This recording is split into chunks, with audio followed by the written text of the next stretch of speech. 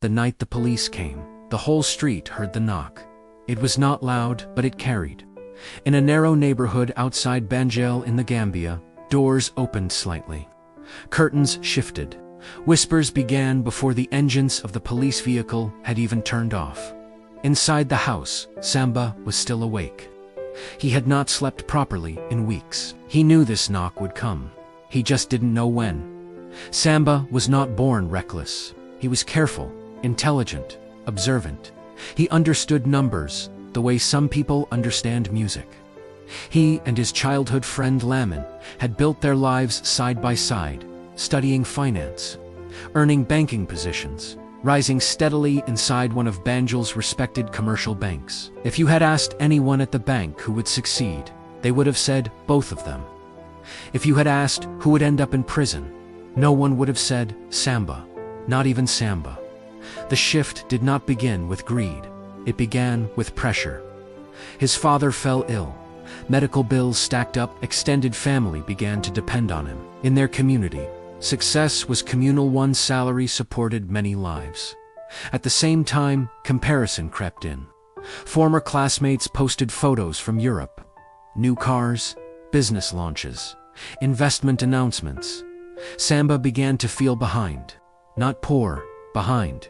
And in environments built on financial systems, behind feels like failure. He worked longer hours, volunteered for system reconciliations, learned internal processes deeply, too deeply. The first irregularity was not even intentional. A dormant account flagged during routine maintenance, funds unclaimed for years. He adjusted an entry to test a reconciliation lag. It passed unnoticed. That should have reassured him. Instead, it educated him. He didn't think, I will steal. He thought, this system has blind spots. From there, justification grew slowly. These accounts are inactive. No one is being directly harmed. I'll correct it later. What makes wrongdoing dangerous is not the action. It is the story we tell ourselves about it. Within months, Samba was living to parallel realities. At work, professional, efficient, respected. At home, secretive, tense, constantly calculating. He layered transactions carefully, split amounts, used internal timing gaps between reporting cycles. It wasn't flashy, it was methodical. Lamin noticed something different, not wealth, but distance. You've changed, Lamin said once. I've grown, Samba replied. But growth does not require secrecy. Financial systems are patient. They do not accuse immediately. They collect. Small anomalies became patterns.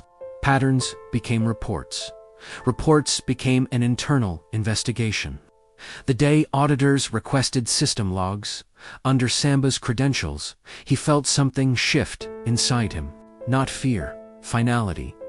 He knew the architecture of the bank, and he knew what that request meant. When investigators laid the documentation on the table, there was no drama, no shouting, just evidence. Transaction paths, authorization overlaps, digital signatures. The conversation was brief. Security was called. Handcuffs clicked. The sound was softer than he expected. Outside, staff watched through glass walls.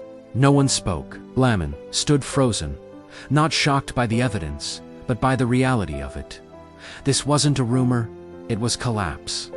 Court proceedings are less emotional than movies suggest. They are procedural, dates, amounts, violations. But behind the procedure was a deeper charge: breach of trust. Banking is built on confidence. Without trust, money is just paper. The judge's words were measured. You were entrusted with safeguarding the livelihoods of others. Your intelligence became the instrument of their loss. Imprisonment, no raised voice, just consequence. Prisons stripped away identity. There were no titles, no job descriptions, no tailored suits. Only time. Time to think about the first justification. Time to replay the moment when temporary became intentional. Samba realized something sobering. He never needed the money urgently. He needed validation. And he chose the fastest path to feeling powerful. Lamin visited once. They didn't speak about amounts or legal appeals. They spoke about choice. "You were never behind," Lamin said quietly. "You were just impatient." That sentence stayed longer than any accusation. When Samba's sentence ended, freedom did not feel triumphant. It felt fragile. Employment applications asked about criminal history. Background checks reopened wounds. Trust, once broken, rebuilds slowly if at all. Meanwhile, Layman advanced carefully in his career, known not for brilliance alone, but for steadiness. At staff meetings, he often emphasized one idea: ethics is not tested when things are easy. He never mentioned Samba by name. He didn't need to. This story does not end with redemption speeches or dramatic transformations. It ends with reality. In neighborhoods across the Gambia, young professionals are stepping into banks, government offices, corporations' holding systems that affect thousands of lives. The danger is rarely desperation. It is rationalization, the belief that intelligence can outsmart consequence. Samba was not the worst employee at the bank. He was one of the brightest, and that is what made his fall heavier. Because talent without discipline becomes risk. Ambition without patience becomes corruption. And sometimes the distance between respected banker and convicted thief is not a lifetime of crime. It is one decision you convince yourself doesn't matter. The knock on the door was never the beginning. It was the end of a story that started with a whisper he chose not to silence.